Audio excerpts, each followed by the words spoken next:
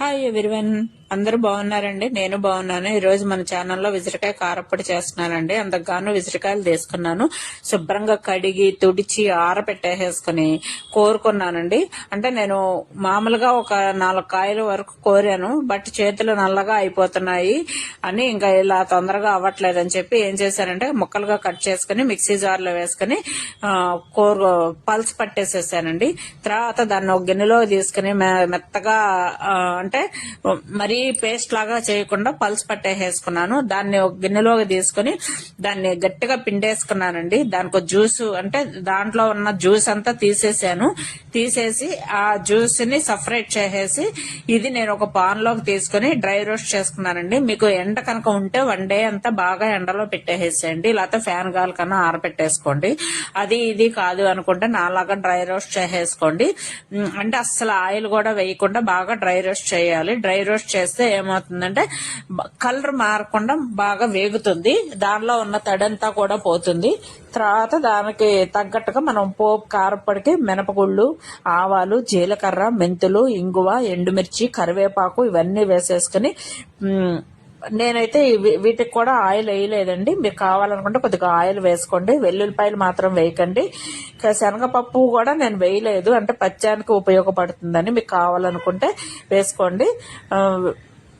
వేసుకుని బాగా ఇవన్నీ చల్లారిన తర్వాత ఈ పోపు విసిరికాయ పొడి డ్రై రోస్ట్ చేసింది చల్లారిన తర్వాత మిక్సీ జార్లోకి తీసుకుని దాన్ని మెత్తగా ఫైన్ గా పౌడర్ చేసేసుకోవాలండి.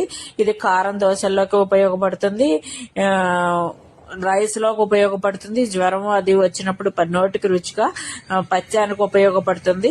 అందుకనే నేను శనగపప్పు వేయకుండా ఇది వేయించుకున్నానండి. ఇది మిక్సీకి పట్టేసి మెత్తగా ఇది ఏంటంటే అది కూడా మిక్సీలోకి వేసి పట్టినాక మనకు అది కొద్దిగా వేడిగా ఉంటుందండి.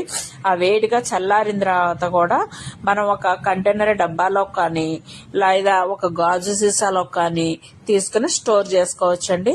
ఇది చాలా రోజులు నిల్వ ఉంటుంది, పాడైపోయే ఐటెం కాదు.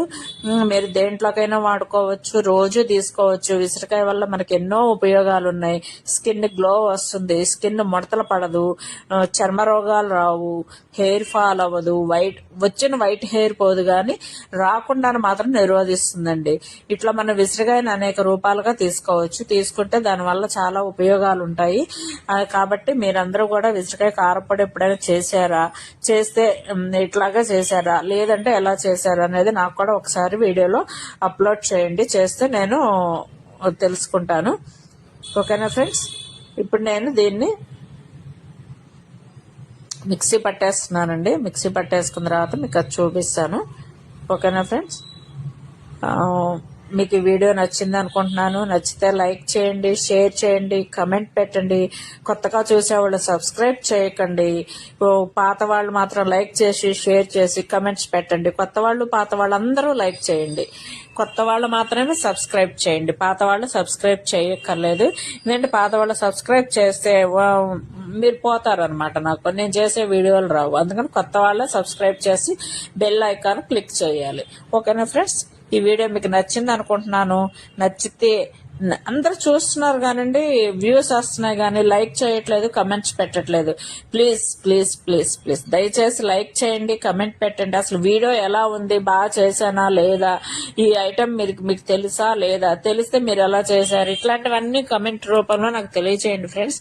తెలియజేస్తే నేను తెలుసుకుంటాను. నా వీడియోలు ఇంకా క్లారిటీగా కావాలన్నా కూడా చేయడానికి ట్రై చేస్తాను. ఓకేనా ఫ్రెండ్స్? ఈ వీడియో మీకు నచ్చింది అనుకుంటున్నాను. Once again thank you for watching. ఈ వీడియో మాత్రం అందరికి షేర్ చేయండి.